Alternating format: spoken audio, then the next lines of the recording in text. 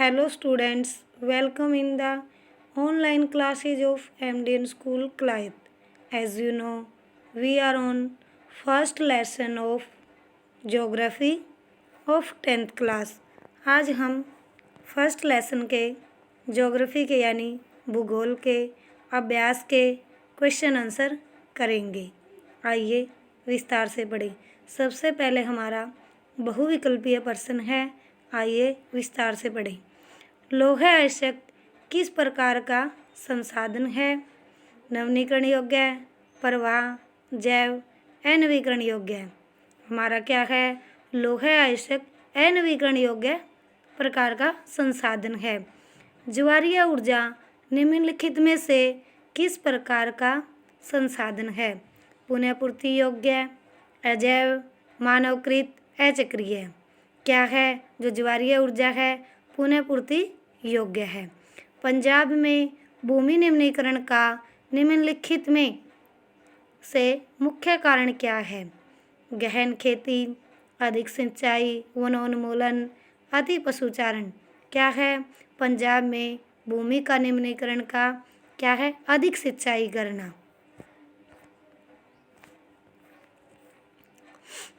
निम्नलिखित में से किस प्रांत में सीढ़ीदार सोपानी खेती की जाती है? पंजाब, उत्तर प्रदेश के मैदान, हरियाणा, उत्तरांचल। भाई उत्तरांचल में क्या है? वहाँ ज़मीन समतल नहीं है, इसलिए ज़मीन के अकॉर्डिंग क्या है?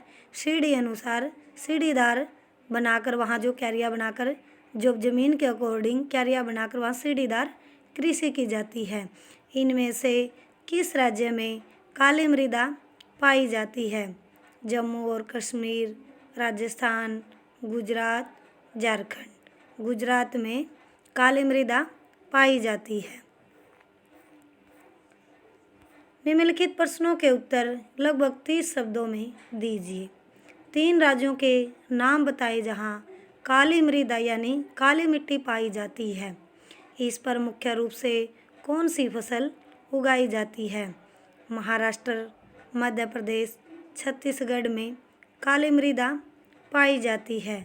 इस पर मुख्य रूप से कपास की खेती की जाती है। पूर्वी तट की नदी डेल्टाओं पर किस प्रकार की मृदा पाई जाती है? इस प्रकार की मृदा की 3 मुख्य विशेषताएं क्या है?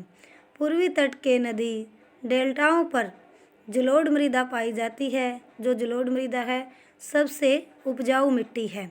इस प्रकार की मृदा की 3 मुख्य विशेषताएं निम्नलिखित है।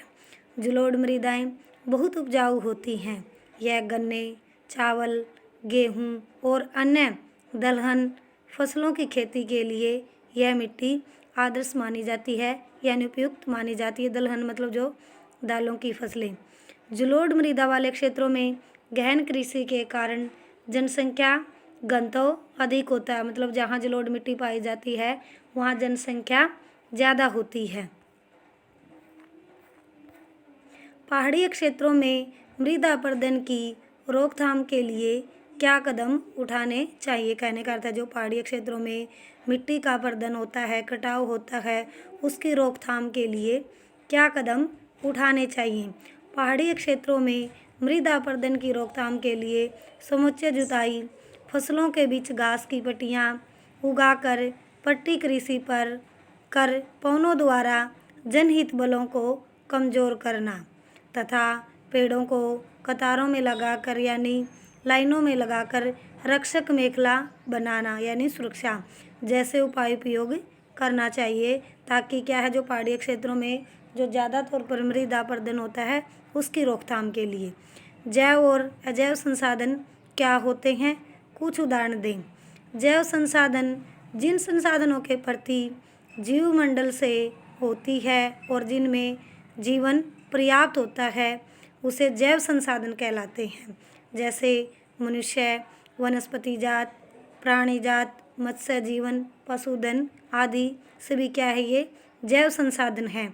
अजैव संसाधन निर्जीव वस्तुओं से बने सारे संसाधन अजैव संसाधन कहलाते हैं, जैसे चट्टानें और धातुएं।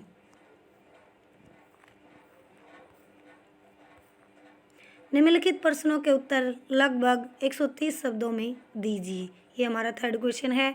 भारत में भूमि उपयोग का प्रारूप का वर्णन करें। वर्ष 1960 से 61 से वन के मतलब क्या है, 1960 से लेकर 61 से वन के अंतर्गत क्षेत्रों में महत्वपूर्ण वृद्धि नहीं हुई, इसका क्या कारण है? आइए विस्तार से पढ़ें। भारत में भू संसाधनों के उपयोग को विभिन्न भागों में बांटा गया। वनों के अंतर्गत भूमि, कृषि योग्य भूमि, चारागाह के लिए भूमि और बंजर भूमि। बंजर भूमि में पहाड़ी चट्टानें, सूखी और मरुस्थलीय भूमि शामिल है। गैर कृषि परियोजनाओं में लगाई गई भूमि में जैसे बस्ती, सड़कें, रेल लाइन, उद्योग आदि आते हैं और ये क्या है, हमारी गैर कृषि परियोजनाएं हैं। और वर्तमान आंकड़ों के अनुसार भारत में लगभग 54% भूमि कृषि योग्य है, 22.5% भूमि वनों के अंतर्गत आती है और 3.45% भूमि चरागाह के लिए उपलब्ध है, पशुओं के चारे के लिए। और वर्ष 1960 से 61 से वनों के अंतर्गत क्षेत्र में महत्वपूर्ण वृद्धि नहीं हुई है, क्योंकि स्वतंत्रता काल के बाद मुख्य रूप से हरित क्रांति के बाद अधिकतर भूमि कृषि के लिए तथा आधारभूत संरचना की सुविधाओं के विकास के लिए भूमि का उपयोग किया गया है। कहने का अर्थ है विश्व स्वतंत्रता के बाद क्या है, जो हरित क्रांति आई उसमें क्या है, सबसे ज़्यादातर भूमि का किसके लिए, कृषि के लिए उपयोग किया जाता है। और जो हमारी आधारभूत जो सुविधाएं हैं उसके विकास के लिए भी क्या है, भूमि का उपयोग किया गया है, जो वन क्षेत्र के निकासी के लिए जिम्मेदार हैं। इसके अतिरिक्त औद्योगिकरण तथा नगरीकरण भी वनोन्मूलन के लिए जिम्मेदार हैं। इस प्रकार 1960 से 61 से वनों के अंतर्गत भूमि का 4% ही विस्तृत हुआ है। प्रौद्योगिकी और आर्थिक विकास के कारण संसाधनों का अधिक उपभोग कैसे हुआ है, मतलब क्या है, संसाधनों का अधिक उपयोग कैसे हुआ? प्रौद्योगिक और आर्थिक विकास के कारण संसाधनों का अधिक उपभोग होने के निम्नलिखित कारण हैं। कृत्रिम उपकरण प्रौद्योगिकी विकास की देन है। परिणाम स्वरूप उत्पादन में बढ़त के कारण यानी बढ़ते उत्पादन के कारण संसाधनों का अधिक उपभोग किया जाता है। तकनीकी विकास के कारण आर्थिक विकास संभव है। जब किसी देश की आर्थिक स्थिति में सुधार आती है तब लोगों की ज़रूरतें बढ़ती हैं, फलस्वरूप संसाधनों का अधिक उपयोग होता है। आर्थिक विकास नवीन तकनीकी के विकास के लिए अनुकूल वातावरण प्रदान करती है। इस कारण नए उपलब्ध संसाधनों का उपयोग किया जाता है। आज हम यहीं तक पढ़ेंगे। ये हमारे जो फर्स्ट लेसन के 3 क्वेश्चन हैं अभ्यास के, जो हमारे कंप्लीट हो चुके हैं और जो मैंने ये 3 क्वेश्चन अभ्यास के करवाए हैं, आपको इन क्वेश्चनों को लर्न व राइट करोगे। Thank you students, have a nice day. घर पर रहें, सुरक्षित रहें।